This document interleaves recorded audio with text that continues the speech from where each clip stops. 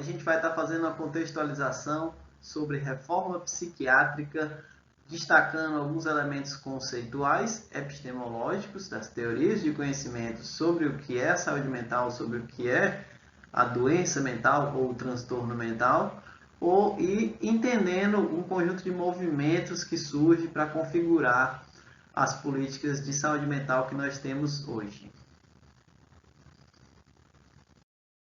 Para falar de saúde mental, a gente precisa resgatar o histórico do conceito de loucura, o histórico do conceito de doença mental que vai se constituindo, sobretudo no século XVIII e XIX, né? Essa passagem do século XVIII para o século XIX, onde vai se criar esse conceito de louco, de alienado, de pessoa que não tem razão, né? Essa ideia da loucura ela vai sendo construída, sobretudo pela psiquiatria, né? Surge um ramo da medicina voltado para essas questões mentais, entre aspas, e é esse ramo que vai criar o conceito de loucura, né? E isso acontece no século XVIII, século XIX. Antes disso, os loucos ou alienados, eles viviam livres nas cidades e passam, a partir da criação desse conceito de loucura e de alienação, passam a ser enclausurados nos asilos, passam a ser isolados da sociedade através dos manicômios, né? Vai se constituindo historicamente o que a gente vai chamar de modelo manicomial, onde a pessoa com a loucura, o louco, o alienado, ele vai ser tratado, entre aspas, dentro do manicômio, né? Então, os asilos, eles surgem, né? Os manicômios ou asilos, eles surgem e passam a ser responsáveis por restituir a razão a esses alienados, a esses loucos, né? Como está destacado aí na frase de Paulo Amarante, o asilo, lugar da libertação dos alienados, transformou-se no maior e mais violento espaço da exclusão, de sonegação e mortificação das subjetividades. E aí a gente está falando de tudo aquilo que a gente pôde observar ao assistir o documentário que aborda o Holocausto brasileiro, né? O documentário que está colocado aí para vocês no Siga, onde a gente vai remeter-se ao Hospital Colônia, criado em 1903, em Barbacena, Minas Gerais, né? Então a gente tem do século XVIII, século XIX, a configuração de um modelo de tratamento, um modelo de lidar com a loucura, e esse modelo ele vai se reproduzindo, chega no Brasil, sobretudo nessa passagem para o século XX, século XIX para o século XX, onde a gente vai ter, por exemplo, o Hospital Pedro II no Rio de Janeiro, criado em 1852, e a gente viu o exemplo do Hospital Colônia em Barbacena, que foi criado em 1903. Né? Então esse modelo ele vai se reproduzir, vai se expandir, e a gente pode perceber o modelo manicomial ainda hoje em nossos tempos. A gente pode pensar, por exemplo, resgatar a história de alguns hospitais e destacar, gostaria de destacar aqui o hospital, a Casa de Repouso Guararapes, em Sobral, que teve o caso Damião Ximenes, em que o Damião Ximenes foi morto dentro do manicômio em 1999 e o Brasil foi condenado pela Corte Interamericana de Direitos Humanos a partir do caso Damião Ximenes. Caso Damião Ximenes, o nome ele é o nome do CAPS, do Centro de Atenção Psicossocial de Sobral. Quem conhece Sobral sabe que o CAPS ele é bem na parte mais visível da cidade, que é na Boulevard do Arco do Triunfo, né? Uma parte bem de chegada da cidade, e você já vê lá o CAPS Damião Ximenes, que já destaca um pouco dessa história, que por mais que seja antiga, ainda tem repercussões até hoje. O modelo manicomial ele é um modelo que ainda persiste até hoje, e ele se expressa na criação dos manicômios, mas se expressa também na compreensão do que é a doença mental, das formas de cuidado, da visão que a sociedade tem com relação à loucura.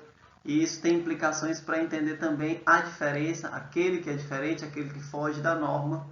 E isso colocado no plano de uma questão política e ideológica, isso tem repercussões importantes do ponto de vista de constituir-se como uma prática também repressiva de extinção das diferenças.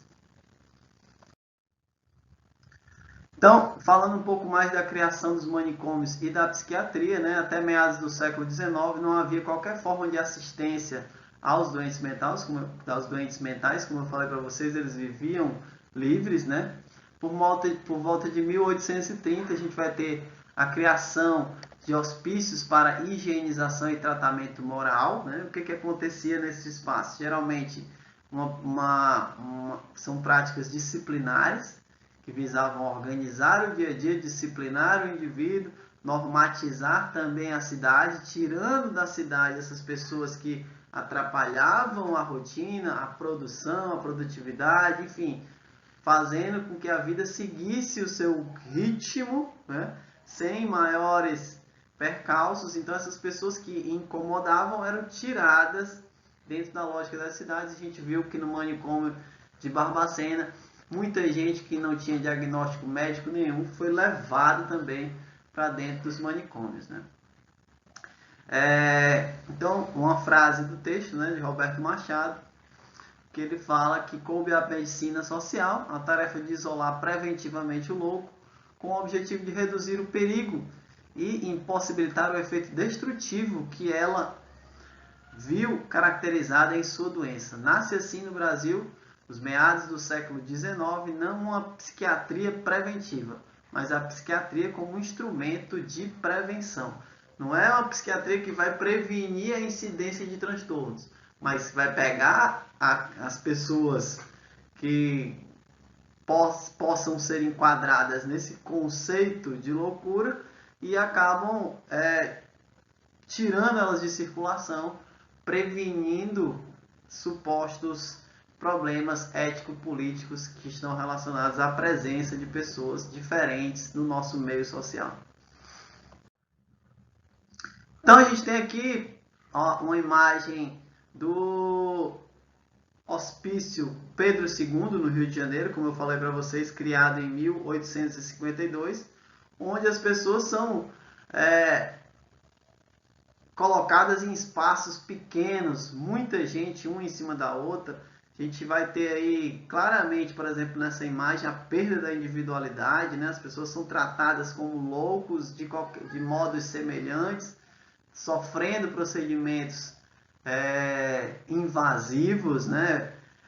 Tendo seus direitos humanos desrespeitados, né? Toda sorte de violência nesses espaços também podem ocorrer, como a gente viu no exemplo de Barbacena, né? O Hospital Pedro II também tem um histórico importante também dessas violências e transgressões dos direitos humanos.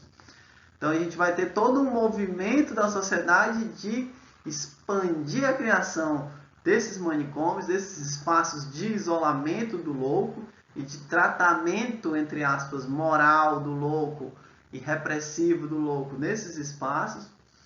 E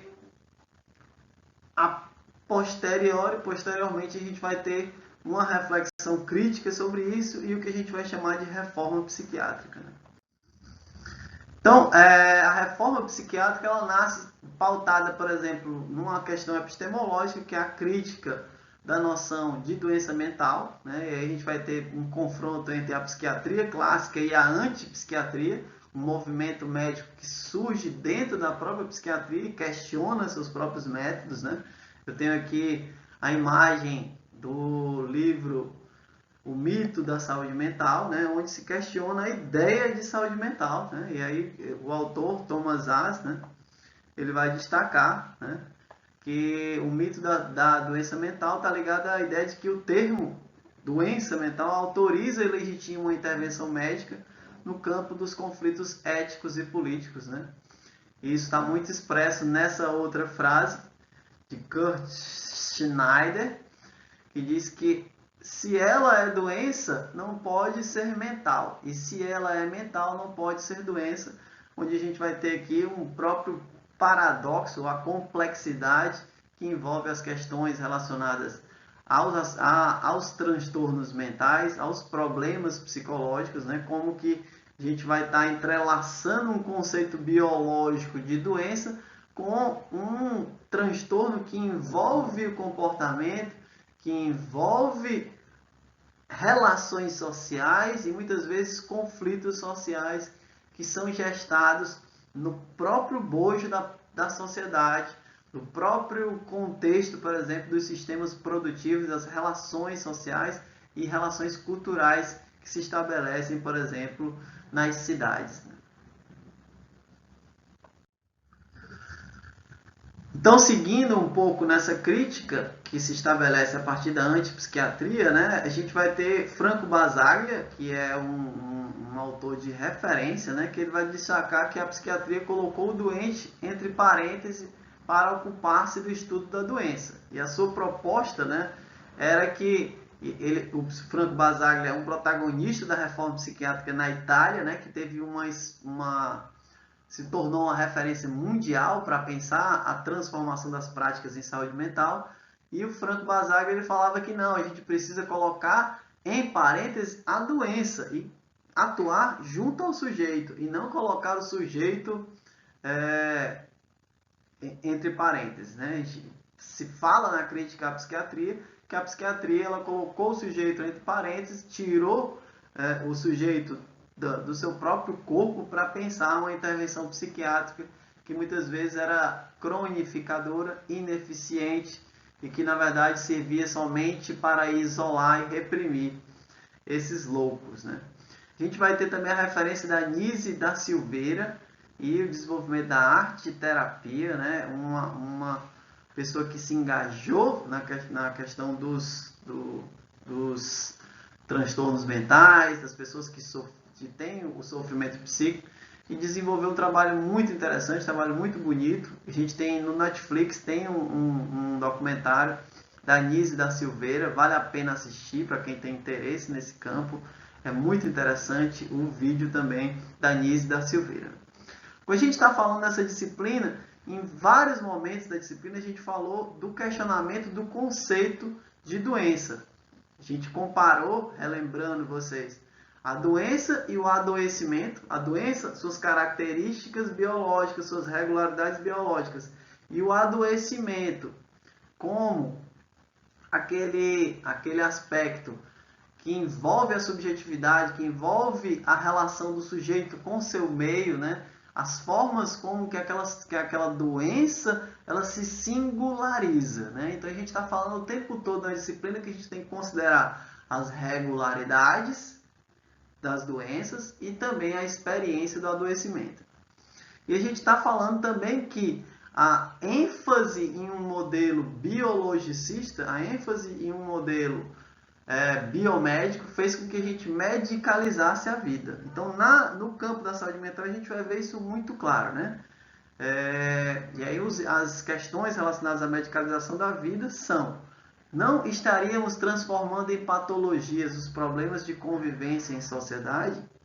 Não estaríamos utilizando demasiadamente categorias médicas para falar e analisar nossos dilemas afetivos, nossos sentimentos, nossas dificuldades, nossas emoções e sofrimentos?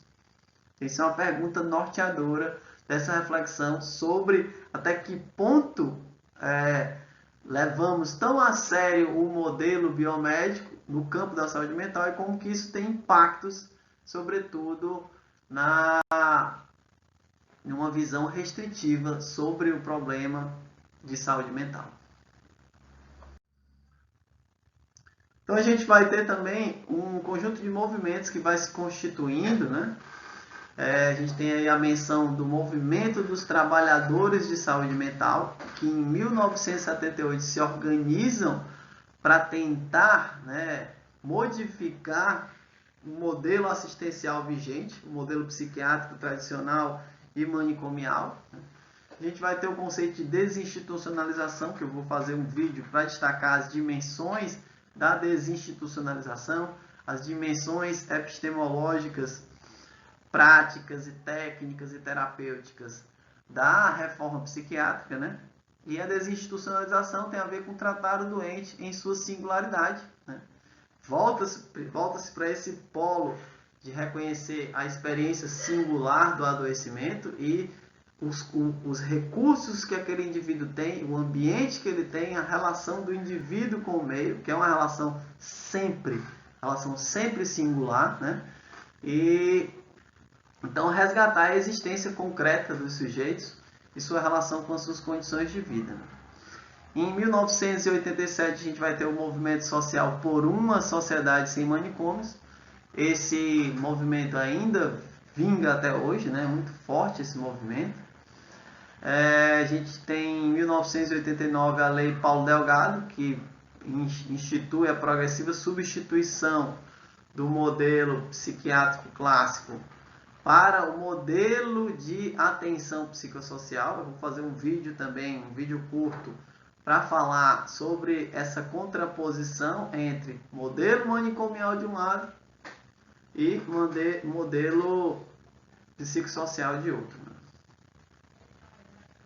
Esse modelo psicossocial, o modo psicossocial de cuidado em saúde mental, ele está relacionado aos centros de atenção psicossocial, espaços onde a educação física já vem construindo também uma prática dentro desses contextos.